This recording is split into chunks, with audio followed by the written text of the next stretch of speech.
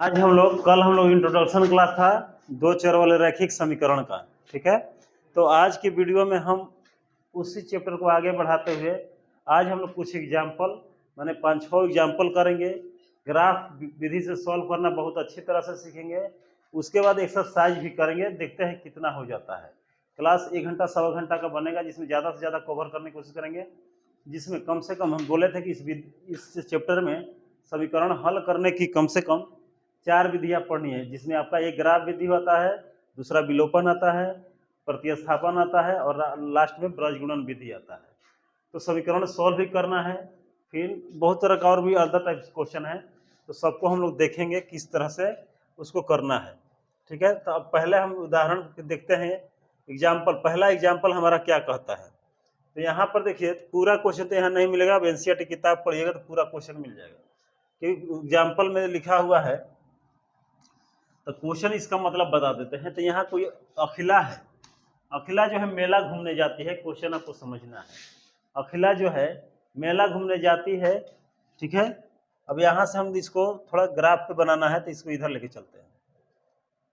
तो कह रहा है कि अखिला जो है मेला घूमने जाती है, ठीक है, और उसके पास मात्र 20 रुपया है, ठीक है। बहुत गरीब जमाने की लड़की है, यानी बहुत पहले जमाने की होगी, जब 2-4 रुपया में चरखा ये होता होगा। तो इसमें यही है कि हुपला और खेलती है, और हुपला कोई खेल होगा, और साथ में क्या है कि चरखा चढ़ती है। 2 प्रकार के खेलों में क्या करती है, पैसा इन्वेस्ट करती है। तो कह रही है कि यहाँ लिखा है कि जाती है वो चरखी की सवारी करती है तथा हुपला खेल खेलना पसंद करती है, जिसमें शायद ऐसे फेंके वाला होता है हुपला, उस टाइप के खेल खेलना पसंद करती है। और दूसरा कह रही है कि चरखा की सवारी करना पसंद करती है। ये हमारा क्वेश्चन है। अब क्वेश्चन इतना ही है, बोल रहा है कि बीजगणितीय ग्राफीय रूप में व्यक्त करना है, ठीक है। तो इसमें देखिए पूरा क्वेश्चन हम बताते हैं वास्तव में है क्या, क्योंकि बहुत अलग अलग तरफ क्वेश्चन बांट के दिया है एनसीईआरटी में, पहला उदाहरण समझाने के लिए। तो क्वेश्चन में यही है कि कोई अखिला है जो कि 20 रुपये लेके मार्केट जाती है, वो चरखा का सवारी भी करती है, हुपला खेलना भी पसंद करती है। अब वहाँ कंडीशन ये है कि प्रत्येक हुपला के लिए 4 खेलने के लिए जय बार खेलेगी 4 रुपया देना है, और सवारी जब करना है किसका, चरखा का, तो उसके लिए 3 रुपया देना है। और दूसरा कंडीशन दिया है कि जय बार हुपला खेलती है उसके आधे बार, मैंने हुपला ज़्यादा बार खेलती है तो ज़्यादा खेलती है, तो जय बार हुपला खेलती है उसके आधे बार चरखा की सवारी करती है। ये हमारा क्वेश्चन है। अब इससे आपको 2 समीकरण निकालना होगा, ठीक है। तो यही क्वेश्चन में है कि 2 समीकरण निकालना होगा। पहला काम होता है, कोई भी क्वेश्चन दिया रहेगा स्टेटमेंट इस चैप्टर में, हम पढ़ रहे हैं 2 चर वाला रैखिक समीकरण, तो 2 हमको समीकरण वहां से निकालना ही निकालना होगा। तो यही क्वेश्चन में है कि कितनी बार हुपला खेलती है और कितना बार चरखा खेलता है, इसी के लिए हमको समीकरण निकालना है। तो मान लेंगे हुपला जो खेलती है वो मान लेंगे x बार खेलती है, और चरखा जो खेलती है मान लेंगे y बार सवारी करती है, ठीक है। तो मान लेंगे कि माना कि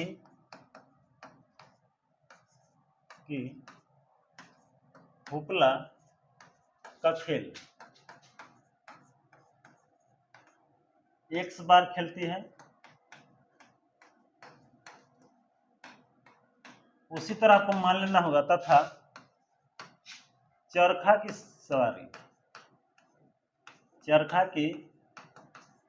सवारी y बार करती है, ठीक है। और उसके पास कुल जो पैसा है, कुल उसके पास जो राशि है वो है 20 रुपया। यही आपका क्वेश्चन दिया है, 20 रुपये की राशि है, यानी 20 रुपया में ही x बार क्या करती है, हुपला खेलती है, और y बार क्या करती है, चरखा खेलती है, ठीक है। अब ध्यान देना है कि जय बार, अब एक हमारा कंडीशन हो गया। अब दूसरा कंडीशन दिया हुआ है कि जय बार हुपला खेलती है उससे आधे बार क्या होता है, चरखा पे चढ़ती है, एक कंडीशन हो गया।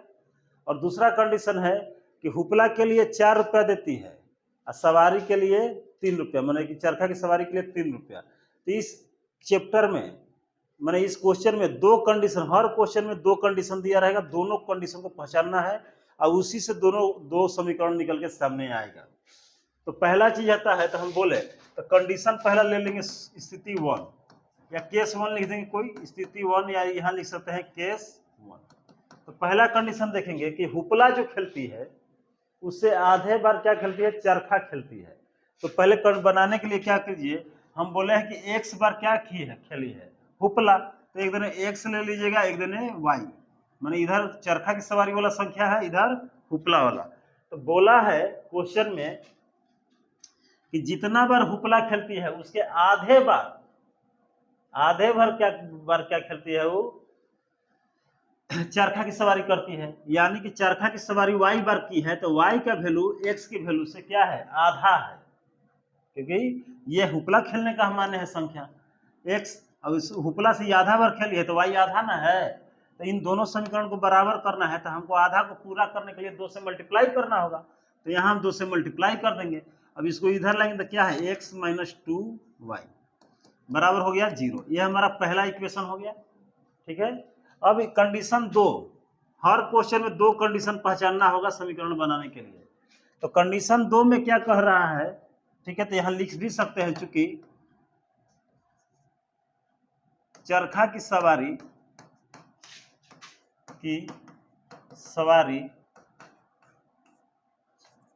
हुपला खेल से आधी बार करती है,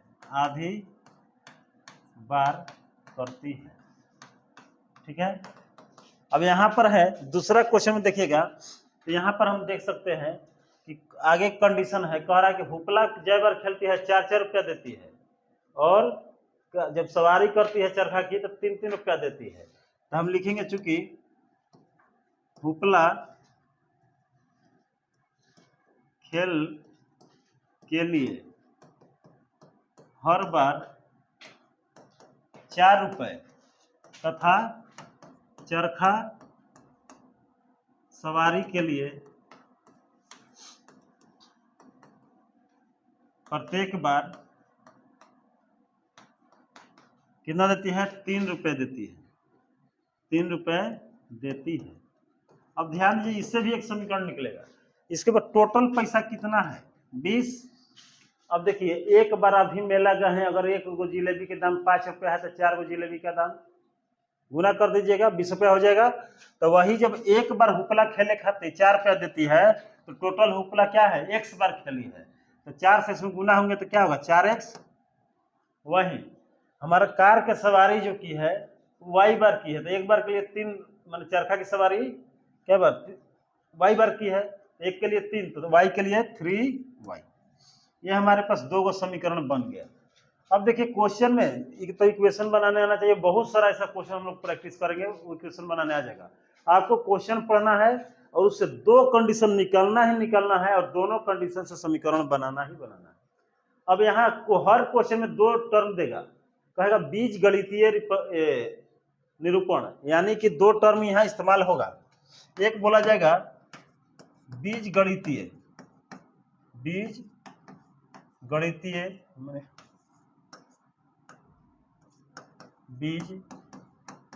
गणितीय निरूपण, और दूसरा टर्म होगा, इसको बोलेंगे हम अलजेब्रिक रिप्रेजेंटेशन।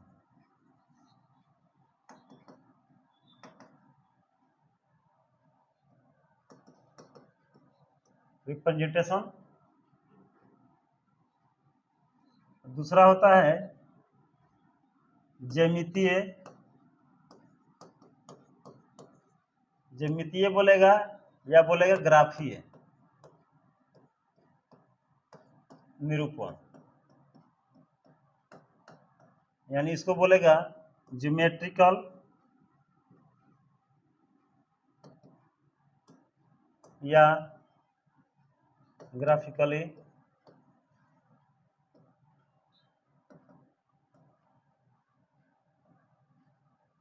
रिप्रेजेंटेशन।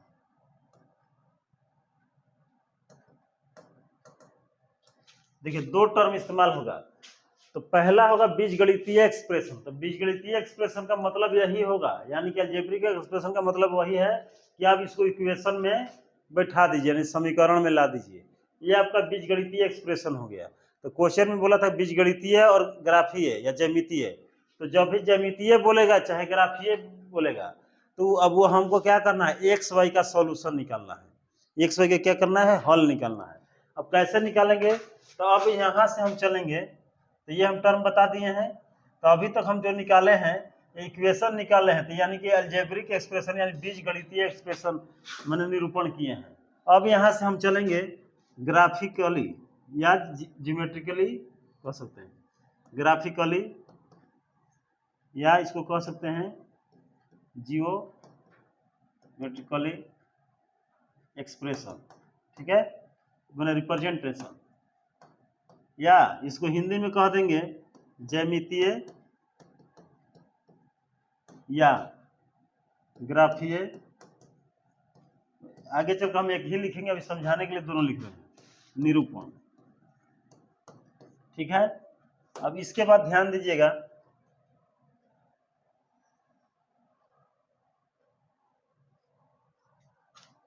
अब कुछ नहीं करना है, ग्राफीय निरूपण में क्या करते हैं, पारा पारी दोनों इक्वेशन लिखेंगे। तो यहां लिखेंगे समीकरण एक से, ठीक है, या आप इंग्लिश में लिखना है तो लिखेंगे फ्रॉम इक्वेशन 1। पहला इक्वेशन लिख दीजिए x minus 2y equal to 0। अब ऐसा कंडीशन में ये एक टर्म को अकेले छोड़ देना है, बाकी को अदर साइड भेज देना है, तो x उधर जाएगा 2y, ठीक है। अब यहाँ पर कुछ ना, इस तरह से ब्रैकेट बना देना है जब एक टर्म अकेले हो जाए। अब इस तरह से लाइन खींच देंगे x और y। अब ध्यान दीजिए यहाँ पर कम से कम एक्स वाई का दो वैल्यू निकालना होगा आपको, मिनिमम कितना वैल्यू, 2 वैल्यू। अब यहाँ पर y की जगह कुछ भी रख सकते हैं, आप स्वतंत्र हैं, और वैसा ही वैल्यू रखना ज़्यादा अच्छा होगा जिसको सॉल्व करने के बाद हमको फ्रैक्शन में वैल्यू ना मिले, दशमलव में ना मिले, क्योंकि दिखाना आसान होगा, आसान नहीं होगा। तो हम कोशिश करेंगे हमको क्या है, होल नंबर मिले, यानी पूर्ण संख्या मिले जिसको ग्राफ पे दिखाना आसानी हो, अब काफ़ी छोटा अंक मिले। तो ये ऐसा नहीं कि y का मान स्वतंत्र है तो 1 करोड़ मान रख दीजिएगा, फिर तो गलती हो जाएगा। आपको एकदम छोटा वैल्यू लेके चलना है, 0, 1, 2, ताकि ग्राफ पे आसानी से हम दिखा सके। तो बस यहाँ से आपको लेके चलना है क्या, मान लीजिए y यहाँ है तो 0 रखिएगा, तो y की जगह जैसे 0 लिखिएगा तो 0 से 2 में गुना होगा, 0 हो जाएगा, यानी x बराबर भी आ जाएगा 0। अब y की जगह 2 रख के देखिएगा तो 2 दूनी 4, यानी x बराबर आ गया 4। हमको 2 को मान चाहिए एक समीकरण से। अब यही काम अगला समीकरण से है, इसको बोलेंगे टेबल नंबर 1। टेबल 1 लिखने का तरीका जान जाइए, क्योंकि आगे जब क्वेश्चन बनेगा तो स्पीड में बनेगा, तो हर चीज इतना डिटेल में नहीं लिखा पाएगा, नहीं तो टाइम लगेगा। इसको टेबल 1 बोलेंगे, यानी कि सारणी 1। ये थोड़ा धीरे इसीलिए बताया जा रहा है कि लिखने का तरीका जान जाइए आप। फिर आगे है, अब समीकरण 2 से चलेंगे, समीकरण 2 से, यानी लिखेंगे फ्रॉम इक्वेशन 2। अब यहाँ आप देख सकते हैं कि आगे क्या है हमारे पास, इक्वेशन 2 यहाँ है 4x + 3y बराबर 20। हम बोले कि एक नंबर को अकेले कर देना है, तो 4x 3y प्लस में उधर जाएगा तो माइनस है, -3y, इसलिए x इक्वल टू कितना हो गया, 20 - 3y बटा में हो जाएगा 4। अब यहाँ से फिर से हम इस तरह से टेबल बना लेंगे, इसको टेबल बोलेंगे 2, टेबल 2 यानी कि सारणी 2, ठीक है। अब यहाँ पर देखिए फिर y का वैल्यू रखना है, हम बोले ऐसा वैल्यू रखिएगा जो कि 3 से गुना हो, 20 में से कटे तो 4 से कट जाए, ताकि हमको दशमलव में नहीं आएगा, तो आपको पता है ग्राफ भी दिखाने में आसान होगा। तब इस तरह से क्या करेंगे, यहाँ मान लीजिए 1 रखते हैं तो 3 एकम 3 घटेगा तो 17 आएगा, 17 घटाने में आपको दिक्कत होगा, हम जानते हैं, तो 17 नहीं रखेंगे। अब यहाँ 3 दूनी 6 रखते हैं तो देखेंगे घटाएंगे तो 14 आएगा, 14 भी 4 से नहीं कटेगा। तो कोई ऐसा वैल्यू से तो सबसे पहले 0 रख दीजिए। तो अगर y के जगह लिखे 0 लिखेंगे तो पूरा वैल्यू क्या हुआ, 0, तो 20, 20 4 से कटता है, तो कितना हो गया, 4 छक्का माने 4 5 20। अब मात्र एक ऐसा वैल्यू सोच लीजिए जिसको रखने पर ये 4 से कट जाए, तो आपको आसान होगा दिखाने में, ठीक है। तो ऐसा कोई वैल्यू हो सकता है, तो देखते हैं हम लोग। अगर 1 रखेंगे तो सिंपल है कि अगर 3 घटेगा तो 17 नहीं आएगा, 2 रखेंगे तो 6 घटाना पड़ेगा तो 14 तब भी नहीं आएगा, 3 रखेंगे तो फिर तो 9 11 नहीं आएगा, 4 रखेंगे, देखिए y की जगह 4, 4 तिहाई 12, 12 20 में घटेगा तो 8 आता है जो 4 से कटता है, तो सिंपल यहाँ क्या रख दीजिए, y की जगह 4, तो 4 तिहाई 12, 12 20 में घटेगा 8, तो 4 दूनी 8। अब कोई कहेगा ऐसे ही रखिए, तो कोई जो आपका मन है ज़्यादा साइंटिस्ट बनना है तो दशमलव में भी ला सकते हैं वैल्यू, लेकिन उसको दिखाने में आपको प्रॉब्लम होगा, ठीक है। लेकिन ऐसा ही रखिएगा कि वैल्यू छोटा हो और पूरी तरह कट जाए। हाँ, ऐसा क्वेश्चन आएगा जहाँ पूरे तरह से कभी कभी नहीं कटेगा, लेकिन अब बिहार बोर्ड से एग्जाम दे रहे हैं तो वहाँ ऐसा ही वैल्यू आएगा जब पूरी पूरी कट जाएगा। अब ध्यान देना है, थोड़ा मेहनत करना है। तो ये पहले हम बता देते हैं कि लिखने का तरीका जो है, ग्राफ बनाना है, इसी तरह से हर इक्वेशन लिखना है। पहले आपको जो क्वेश्चन बोला जाएगा कि क्या निकालना है, उसको मान लेना है एक्स और वाई। उसके बाद हर क्वेश्चन में दो कंडीशन दिया ही होगा, दोनों कंडीशन को पहचान लेना है। एक बार क्वेश्चन पढ़ना पड़े, 5 बार पढ़ना पड़े, 10 बार पढ़ना पड़े, 20 बार, कंडीशन पहचानिए पहले। तो के दोनों कंडीशन से एक एक समीकरण बना लेंगे, और जो समीकरण बनाते हैं उसे बोलते हैं हम बीजगणितीय निरूपण, यानी कि अलजेब्रिक रिप्रेजेंटेशन। अब फिर उसी समीकरण से जब हम एक्स वाई का सॉल्यूशन निकालते हैं, ठीक है, तो उसको बोलते हैं ग्राफिकल या ज्योमेट्री रिप्रेजेंटेशन, यानी कि हमारा ज्यामितीय या ग्राफीय निरूपण। यह हो गया हमारा। अब बस ग्राफ हम लाते हैं, ग्राफ खींचना आप लोग को बता देते हैं तौर से। तो यही हमारा ग्राफ है। यहाँ पर आप भी अपना ग्राफ ऐसे ले लीजिएगा जो कि आसानी से खींचा जा सके। हाँ, ये तो इस तरह ग्राफ है। अब ग्राफ खींचने हम जानते हैं कि 9th में हम लोग पढ़े हैं, तो इंच का इस्तेमाल होता है, पेंसिल का इस्तेमाल होता है, तो इंच पेंसिल लेके बैठेंगे।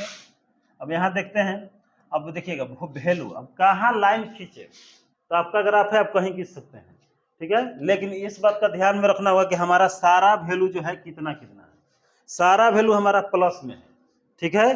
तो इस बात का आपको इतना तो अंदाजा होना चाहिए, जब आपके पास सारा वैल्यू ही प्लस में है, ठीक है, तो ग्राफ खींचिएगा तो हम जानते हैं कि अगर 2 लाइन खींचा जाए तो दाहिने तरफ का एक्स का वैल्यू प्लस में होता है और ऊपर वाला वैल्यू वाई का प्लस में होता है।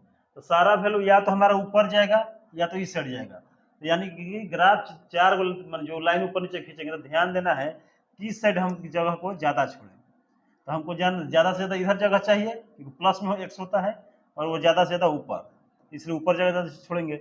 अब यहाँ से हम व्हाइट से लिखेंगे, दिखाई नहीं देगा, इसलिए हम लोग ब्लैक से लिखेंगे। ये भी गलती हो गया, लाइन टेढ़ा है, लाइन बिल्कुल सीधा होना चाहिए।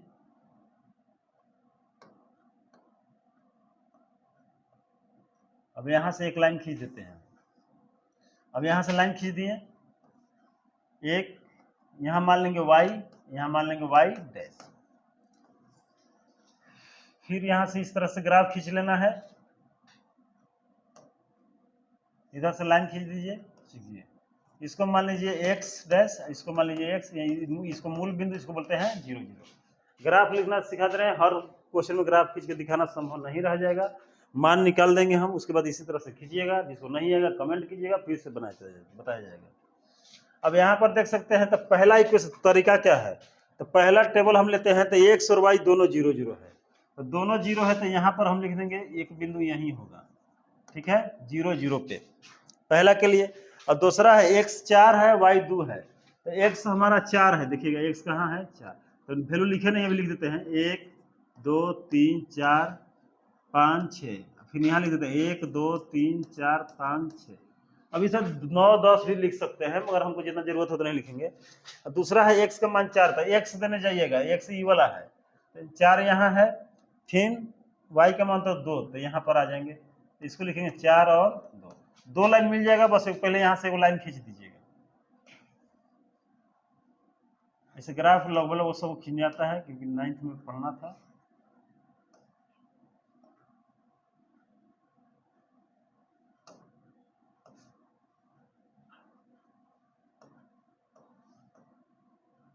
तो यहाँ से इस तरह से ग्राफ खींच देते हैं। अब यहाँ पर देखिए ध्यान से, अब पहला इक्वेशन का हम ग्राफ खींचे हैं, इसलिए ग्राफ जो खींचे हैं लाइन, उस पे समीकरण लिखा होना चाहिए, जो पहला इक्वेशन है। तो पहला इक्वेशन क्या था, पहला के लिए खींचे हैं तो x - 2y = 0, यह तरीका है, इस पे लिख दिए। अब दूसरा के लिए खींचेंगे, अब दूसरा के लिए देखिए y 0 है, तो कभी भी 0 आता है तो यहाँ तो y 0 है, मगर x का वैल्यू 5 है, तो ये लाइन कहाँ जाएगा, y 0 है, मतलब सीधे y ऊपर नहीं जाएगा, और x का मान 5 है, तो ये लाइन आ जाएगा 5 पे। तो यहाँ लिख देंगे x 5 है, x का मान पहले लिखा जाता है, y का मान 0 है। दूसरा है y 4 है, मतलब x, हाँ y 4 है, और x 2 है, तो यानी कि ये लाइन आ जाएगा यहाँ पर। ठीक है, y 4 है, x 2 है, तो ये लाइन यहाँ आ गया, तो लिखेंगे यहाँ x का मान पहले, तो x 2 है, y 4। इसके लिए अब ग्राफ खींच दीजिए।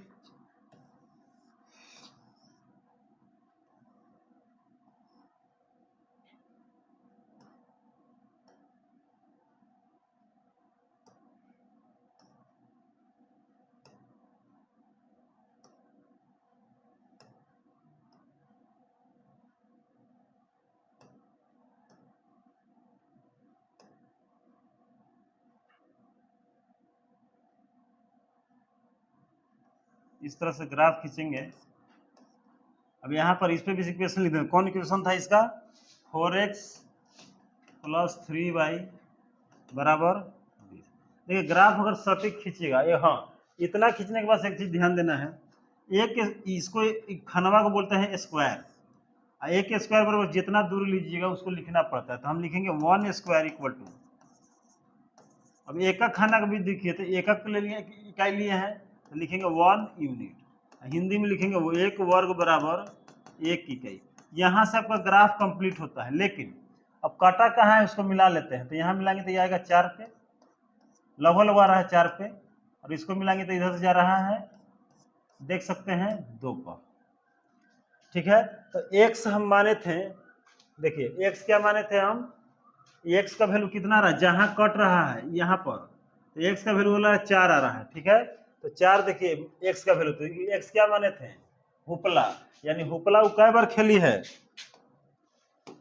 हुपला खेली है वो 4 बार, और y क्या खेली है जी, चरखा पे चढ़ी है 2 बार। अब देखते हैं हमारा समीकरण। अब ध्यान दीजिएगा, जहां पॉइंट कट रहा है वही हमारा x और y का वैल्यू होता है, तो लिख देंगे x बराबर कितना होगा 4 और y बराबर 2, यानी कि हुपला 4 बार खेली है और चरखा की सवारी कै बार की है, वो 2 बार की है। तो इस तरह देखिए ग्राफ का क्वेश्चन इसी प्रकार होगा, ग्राफ इस तरह बनाया जाता है। ये हमारा पहला एग्जाम्पल कंप्लीट होता है। इसके बाद हम अगला क्वेश्चन की ओर चलते हैं। अब इसका जिसको स्क्रीनशॉट लेना है वो ले सकता है। अब चलिए अगला क्वेश्चन देखते हैं क्या कह रहा है। ये हम ग्राफीय विधि,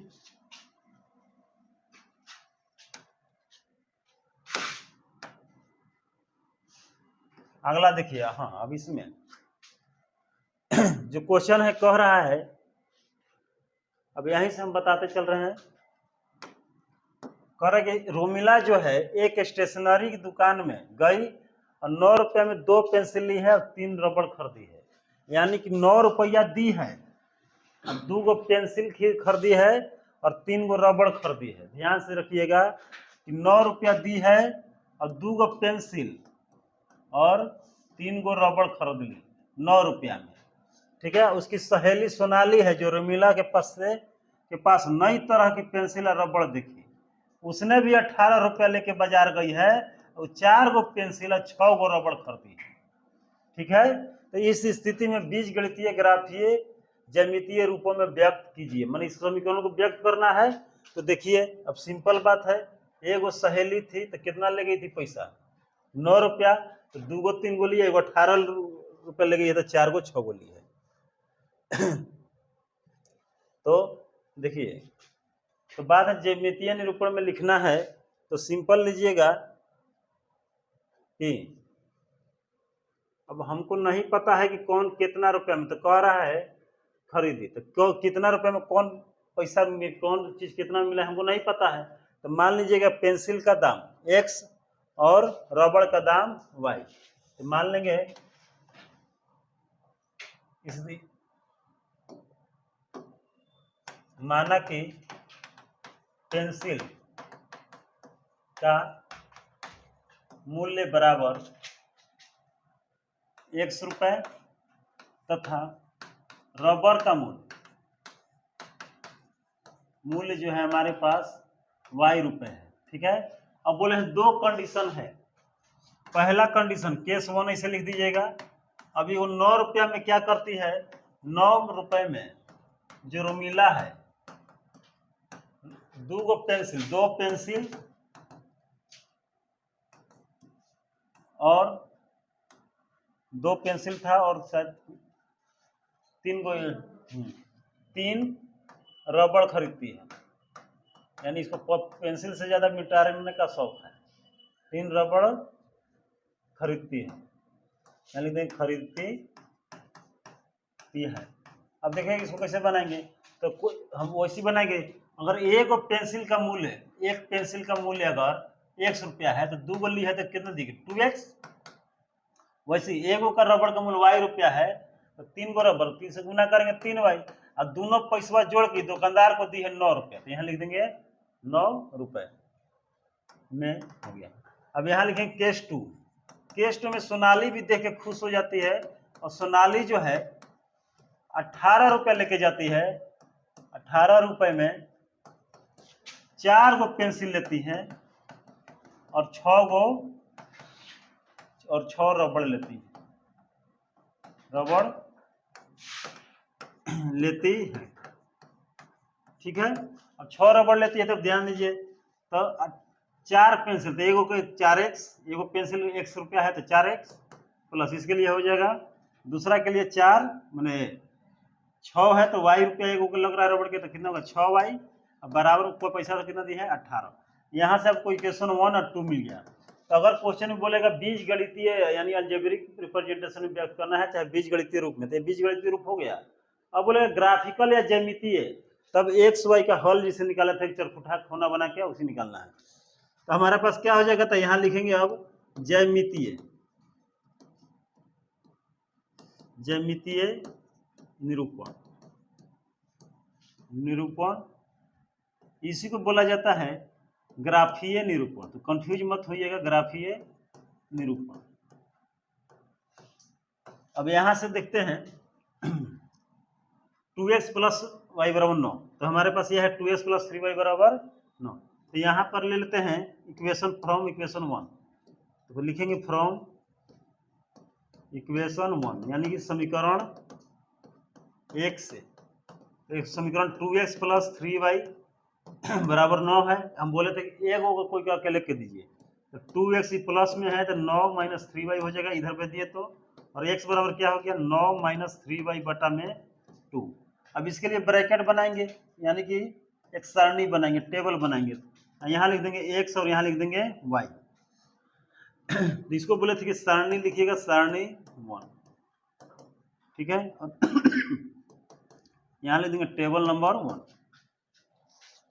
अब देखिएगा यहाँ पर जो क्वेश्चन है, यहाँ बोल रहा है कि x, अब y का मान जो रखिएगा उसको सॉल्व करने के बाद जो आएगा वो x का मान होगा। हम बोले थे कि ऐसा मान रखिए, नीचे 2 है, ऊपर सॉल्व करने के बाद 2 से कट जाए, तब आपको ज़्यादा आसान होगा। अगर 3 की जगह 1 रखेंगे तो 9 में 3 घटेगा 6, 6 2 से कटता है, तो बहुत बढ़िया बात यहाँ रख दीजिए। y की जगह 1, 3 कम 3 घटेगा 6, 6 में 2 से भाग देंगे कितना होगा 3 आ जाएगा। वहीं पर अब यहाँ रखिएगा 2, तो 3 दूनी 6, 6 में से 9 घटेगा तो 3 आएगा, नहीं कटेगा मत रखिएगा। अब 3 की जगह 3 रखते हैं तो 3 3 9, 9 में से 9 घटेगा 0, बहुत बढ़िया बात है। यानी कि y की जगह 3 तो यहाँ जाता है 0, ये वो हो गया। अब यहाँ पर दूसरा समीकरण लेकर चलते हैं, एगो टेबल बन गया, तो यहाँ लिखेंगे अब समीकरण 2 से, ठीक है। अब समीकरण 2 लेके चलिए, कितना है 4x प्लस 6y। देखिए इसमें 2 कॉमन है, तो पहले कॉमन निकाल दीजिए, तो वही वाला वैल्यू आ जाएगा जो ये है। तो इसी बनाते हैं, 2 कॉमन ले लेंगे तो सिंपल है, चाहे नहीं लेते। 4x बराबर 18 माइनस 6y, तो x बराबर कितना हो गया 18 माइनस 6y बटा में 4। अब इसके लिए टेबल बना दीजिए, यहाँ लिखिए टेबल 2 यानी सारणी 2। अब यहाँ पर लिखते हैं x और y। अब y का मान कुछ रखिए, तो यहाँ अगर y का मान जो 1 रखेंगे तो 6 घटेगा 12, तो कट जाएगा। तो y की जगह 1 रखते हैं तो 6 एकम 6, 6 घटा 18 में 12, तो 4 से 12 कटेगा, 4 3 12। अब यहाँ 2 रखिएगा तो 6 दूनी 12, 12 घटेगा 18 में 6 आएगा, 4 से नहीं कटेगा तो छोड़ देते हैं। हाँ, अब भाग देके दशमलव मिला सकते हैं, हम ये बोले हैं। अगर यहाँ 0 रख देते हैं y की जगह 0, तब भी नहीं कटेगा, क्योंकि पूरा 0 हो जाएगा, तो 4 से 18 नहीं कटता है। अब वहाँ 3 रखे देखते हैं, तो 6 की जगह अगर 3 रखेंगे, मैंने y की जगह 3, तो 6 3 18, 18 में से 18 जाएगा 0, 0 में भाग देंगे तो 0। इस तरह देख सकते हैं कि दोनों का टेबल क्या है, एक जैसा आया है। हमारा जो है सारणी 1 और सारणी 2 दोनों एक जैसा आया है। तो कल बताए थे कि अगर जब दोनों समीकरण का वैल्यू एक के हो तो वो संपाती होता है, इसका अनेकों हल होता है। तो इसका जब आप ग्राफ खींचेगा तो दोनों लाइनों एक पे आ जाएगा, उसे ही कहते हैं संपाती यानी कोइंसाइड लाइन। इसके बारे में हम लोग कल पढ़े थे। तो अभी इससे पहले वाला देखे तो दोनों लाइन एक दूसरे को काट रहा था, तो वो क्या था, प्रतिच्छेदी रेखा यानी कि इंटरसेक्टिंग लाइन था, जिसका एक सोल्यूशन होता है। और उससे पहले हम देखे थे कि अभी संपाती रेखा आ गया। अब कुछ अब कंडीशन ऐसा आता है कि दोनों क्या है, रेखा समानांतर। तो कल वो ग्राफ बनाए थे जिसमें रेखा क्या था, समानांतर था। तो अब इसका सॉल्यूशन क्या है, बहुत ज्यादा होता है, ठीक है, अनेकों हो सकता है, इसलिए इसको अब ग्राफ बनाते हम नहीं हैं। अब इस तरह हम 3 ग्राफ बनाए हैं, तीनों टाइप का ग्राफ बना के दिखा दिए हैं। पिछला वीडियो में समानांतर, इसमें 2 टाइप का। तो ग्राफ बनाने के लिए सबसे पहले आपको समीकरण बनाना है, इस तरह बनाना है, वही बैठा देना है। तो ग्राफ वाला क्वेश्चन छोड़ के हम लोग आगे बढ़ते हैं। अब दूसरे विधि पर चलते हैं। जिनको ग्राफ में प्रॉब्लम होगा फिर कमेंट करेंगे, ग्राफ के लिए अलग वीडियो लाया जाएगा। लेकिन अब ग्राफ वाला क्वेश्चन छोड़ते हैं, समीकरण आगे देखते हैं। अब एग्जाम्पल में कह रहा है रेल की 2 पटरियां हैं, समीकरण आपको दे दिया गया है। कहा है कि इस स्थिति को ज्यामितीय विधि ले, माने कि एक्स वाई का जैसे हल दो निकाले हैं वैसे ही निकालना है। तो उम्मीद है आप निकाल लीजिएगा ब्रैकेट बना के, वाई की जगह वैल्यू रखिएगा, जो आएगा वो एक्स का वैल्यू होगा। ये समीकरण से हम आगे चलते हैं। अब आगे 3 क्वेश्चन है, एग्जाम्पल नंबर 4। तो कह रहा है ग्राफ द्वारा जांच कीजिए कि समीकरण के युग में 2 दिया है, तो कह रहा है कि संगत है या उन्हें ग्राफ द्वारा हल कीजिए। कह रहा है पहले ग्राफ की जांच कीजिए कि समीकरण जो है, अच्छा 4 आ गया, यहाँ का है देखिए। तो सिंपल है पहले कि संगत है या कि नहीं है। तो कल बताए हैं अगर कोई समीकरण का सॉल्यूशन होता है तो संगत होता है, संगत नहीं है तो उसका कोई हल नहीं होता है। तो हम बोले थे कि अगर या तो लाइन इंटरसेक्ट करे यानी प्रतिच्छेदी रेखा हो, या ओवरलैप यानी कोइंसाइड यानी संपाती रेखा हो, तो उसका हल होता है, तब संगत समीकरण होता है। लेकिन जब रेखाएं समानांतर होती हैं तब वो संगत समीकरण नहीं है माने वो समानांतर तो हल नहीं है, तो संगत नहीं होता है। तो पहला यही कहा कि जांच करके यह बताना है संगत है, यदि है तो उन्हें ग्राफ से हल कीजिए। तो पहले आप चेक कर लीजिएगा ऐसा क्वेश्चन, क्योंकि ग्राफ तो आप खींच लीजिएगा, तो चेक करने के हम फिर से बता देते हैं।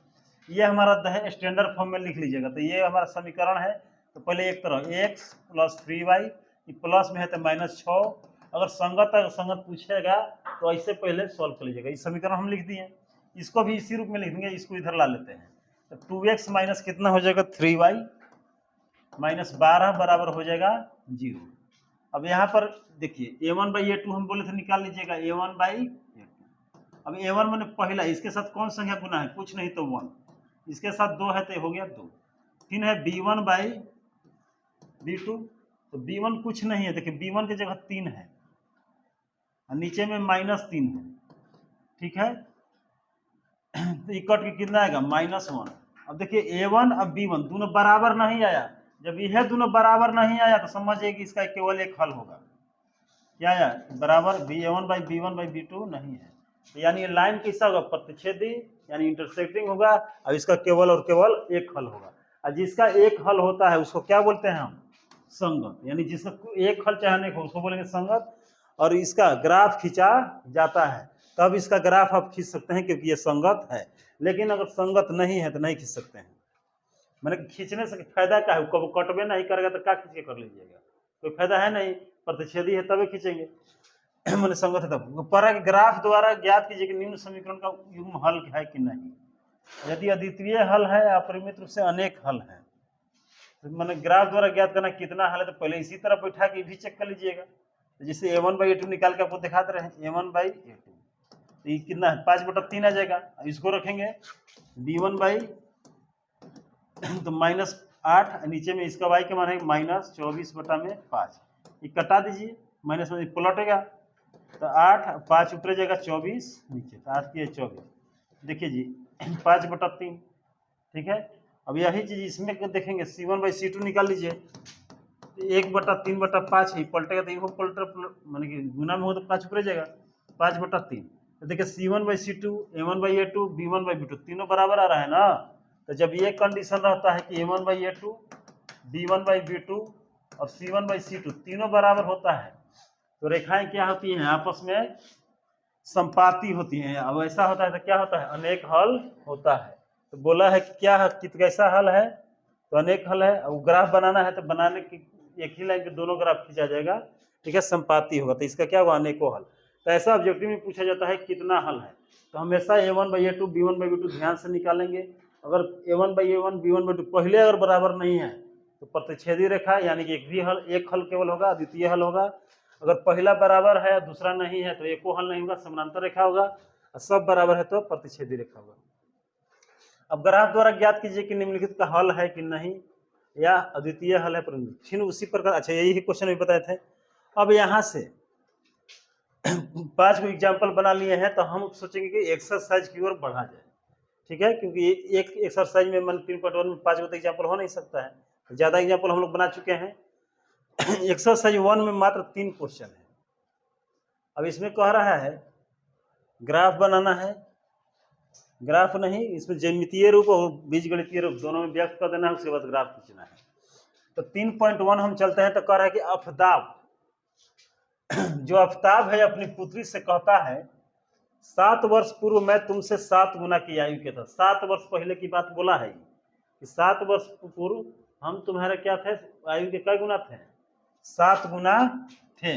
अब से 3 वर्ष बाद तुमसे केवल 3 गुना आयु को रह जाऊंगा। तब देखिए हम बोले थे जब भी समीकरण में हमको बनाना है तो 2 कंडीशन खोजना है। एक कंडीशन 7 वर्ष पहले की बोला है उसका बाद, और दूसरा कंडीशन बोला है 3 साल बाद के। तो सबसे पहले इसे मान लेना है कि जो है उसके पिता का आयु है उसको मान लीजिएगा x और बेटी का आयु मान लेंगे y। तो वही मान वर्तमान आयु, तो मानेंगे माना कि पिता की वर्तमान आयु बराबर x वर्ष तथा पुत्री की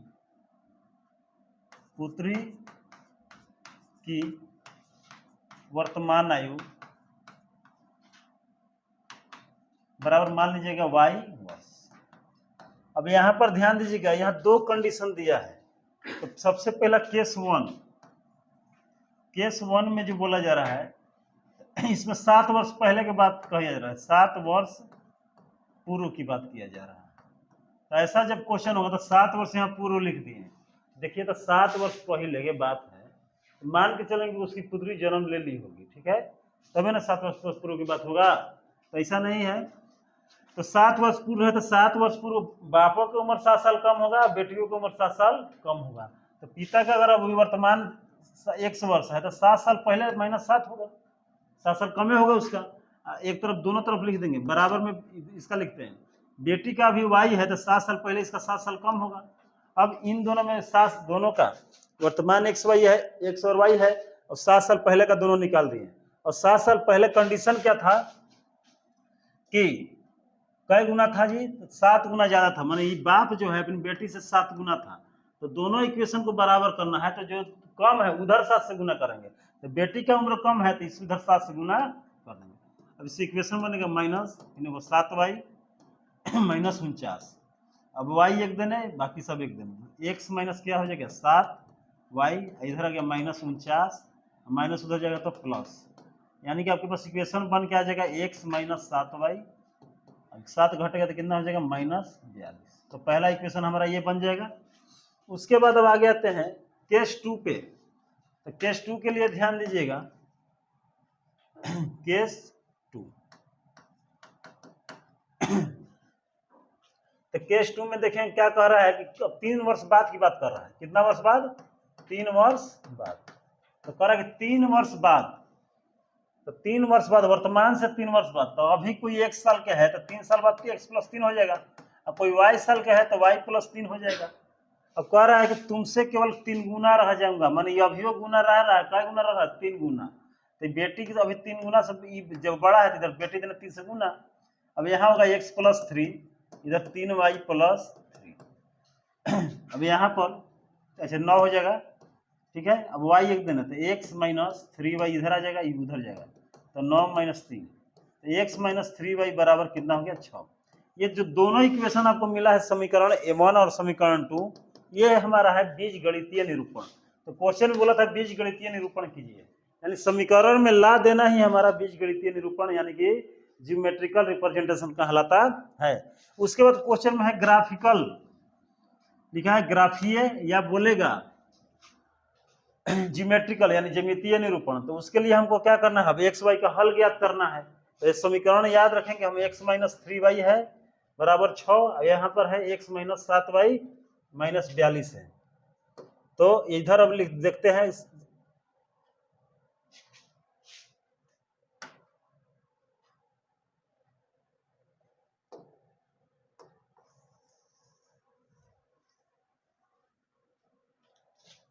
यहां लिख देंगे ग्राफीय निरूपण। ग्राफीय निरूपण पहले वाला क्वेश्चन है ना, फिर कोई कंफ्यूज हो जाएगा ना। अब यहाँ पहला को कितना था जी, क्वेश्चन दिखा था x माइनस 3y बराबर कितना था, 6 बराबर माइनस 42, एगो आया था x माइनस 3y बराबर 6। ये इक्वेशन 1 था, एक इक्वेशन 2। हम निरूपण में वही कर किए थे, पहला लेके चलेंगे पहला समीकरण से। तो समीकरण 1 से लिख देंगे, समीकरण 1 से। अब x माइनस क्या है, 7y बराबर माइनस 42 है। अब इधर माइनस उधर जाएगा तो प्लस में, माइनस 42 प्लस 7y। अब यहाँ एक्स वाई का वैल्यू निकाल दीजिए, यही नहीं बनाना है हमको। तो यहाँ क्या होगा, सारणी, अब एक्स वाई, तो y की जगह जो भी रखिए, तो y की जगह लिखा है तो यहाँ का रखते हैं 5 रखते हैं, तो 7 5 35, तो प्लस 35 माइनस 42 कितना बचेगा, माइनस 7। अगर यहाँ 6 रखते हैं तो 7 6 42, अब 42 में से 42 घटेगा 0। ये पहला हम टेबल बना लिए सारणी। अब दूसरा होता है सारणी 2 बनाना है। अब समीकरण क्या चलना है, समीकरण 2 से। अब यहाँ कितना है जी, x माइनस 3y बराबर 6, माइनस 3 को उधर भेजिए तो x बराबर 6 प्लस 3y। फिर यहाँ से एक टेबल बना लेंगे।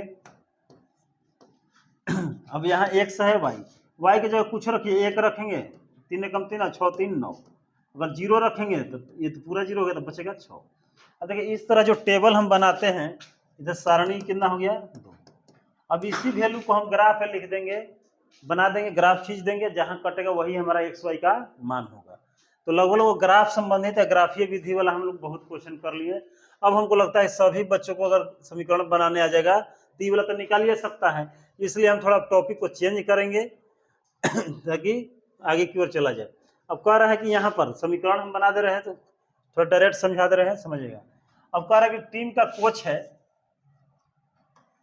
3900 में 3 गो बल्ला खरीदा है, अच्छा 6 गो गेंदा खरीदा है 3900 में। बाद में उसने एक और बल्ला और उसी प्रकार का 3 गेंद खरीदा। तो बाद में फिर क्या करता है, एक 2 कंडीशन हम बोले हर क्वेश्चन में 2 कंडीशन दिएगा। तो पहला में बोला है 3 गो बल्ला 6 गो गेंदा, और दूसरा कंडीशन बोला है कि 1 बल्ला और 3 गेंदा 1300 में खरीदा। तो दोनों को आपसी बनाना है, तो समीकरण पहले मान लेंगे। तो मान लेंगे कि बल्ला जो खरीदा है 100 रुपया में खरीदा है, एगो के बल्ला, और गेंदा खरीदा है y। तो मान लीजिए अब एगो बल्ला अगर इसमें खरीदा है तो क्या हो जाएगा, केस 1 में जब बनाइएगा, एक बल्ला 100 रुपया में, तो 3 गो बल्ला 3x प्लस एगो गेंदा y रुपया में, तो 6 गेंदा 6y, और दोनों पैसा जोड़ के कितना ही दुकानदार को दिया है 3900। एक समीकरण बन गया। केस 2 जब बनाइएगा तो केस 2 में हम देखेंगे कह रहा है कि एक बल्ला और उसी प्रकार का क्या है 3 गेंदा, तो एक बल्ला का 100 रुपया, गेंदा का एगो y, तो कई गो है गेंदा 3 गो, 3y बराबर 1300। ये आपका हो गया बीजगणितीय निरूपण। अब इसी में एक्स वाई का डिब्बा बना के मान निकाल दीजिएगा, तो वो आपका हो जाएगा ग्राफिकल मेथड। ठीक है, इस तरह से हमारा क्या हुआ, समीकरण बन गया। अब ग्राफ दिखाना है, दिखा दीजिए। वहीं पर दूसरा क्वेश्चन जो है, क्वेश्चन नंबर 3 कह रहा है कि 2 केजी सेब और 1 केजी अंगूर का मूल्य किसी दिन 160 रुपया था। यानी कि 2 केजी सेब और 1 केजी अंगूर लेके खरीद के आइएगा बाजार से, तो 160 रुपया आपको देना पड़ता। लेकिन 1 महीना बाद अब 4 केजी सेब और 2 केजी अंगूर लेने गए तो कितना पैसा देना पड़ता है, 300। तो 2 कंडीशन देगा ही देगा। तो कह रहा है कि इसको, इस जानकारी को बीजगणित में रख देना है, जैसे बनाते हैं। तो मान लेते हैं 1 केजी का सेब का दाम मान लीजिएगा 1 केजी सेब का दाम मान लेते हैं 100 रुपया, और 1 केजी अंगूर का दाम मान लीजिए कितना हो जाएगा y रुपया। तब देखिए पहला बार 2 केजी सेब तो 1 केजी 100 रुपया, मैंने केस 1 में अगर 2 केजी सेब लिया तो 1 केजी का 100, 2 केजी का 2x और 1 केजी का y, तो 2 केजी का y हो जाएगा, 1 केजी है तो बराबर में 160। अब यही केस 2 हो गया। केस 2 जब हो जाएगा तो देखिए 4 केजी सेब लिया है तो एक खाती x दे रहा है तो 4 को 4x, और 2 केजी अंगूर तो 1 केजी का y तो 2 केजी का 2y बराबर कितना हो जा रहा है 300 रुपया हो जा रहा है। अब यहाँ पर 2 समीकरण आपका बन गया है। तो इस तरह से क्या है 3.1 हमारा कंप्लीट होता है।